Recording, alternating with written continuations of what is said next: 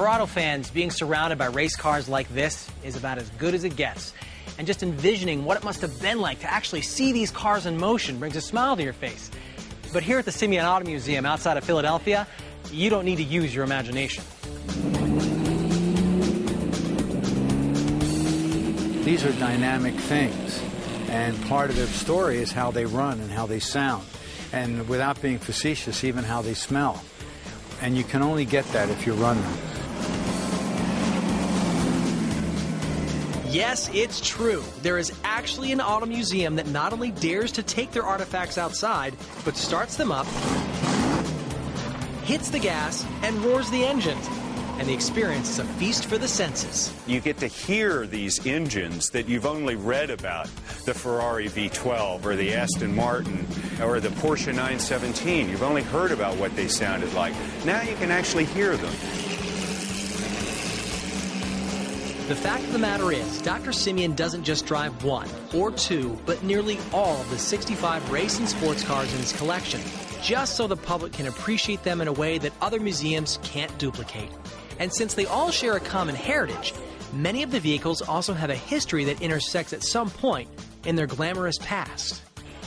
Once a month, Dr. Simeone and his team select a few of the cars from the collection with a common racing background.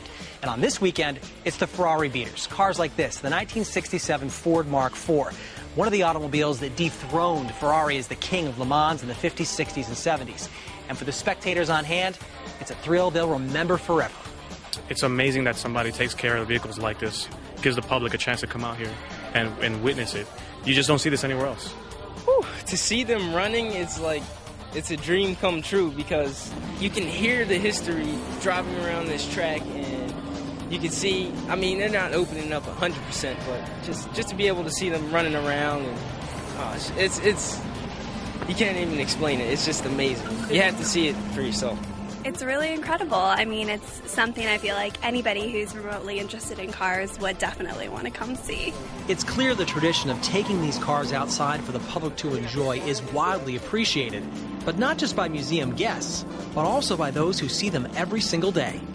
Sitting static, it's almost like, you know, the cars are asleep, and you take them out and run them, and you can see, you know, that their whole personality changes. The philosophy here at the museum isn't to race these cars, but to drive them responsibly, never taking them above 30 or 35 miles an hour. But trust me, when you're a passenger in this Aston Martin DBR1 going 30 miles an hour, it still feels spectacular.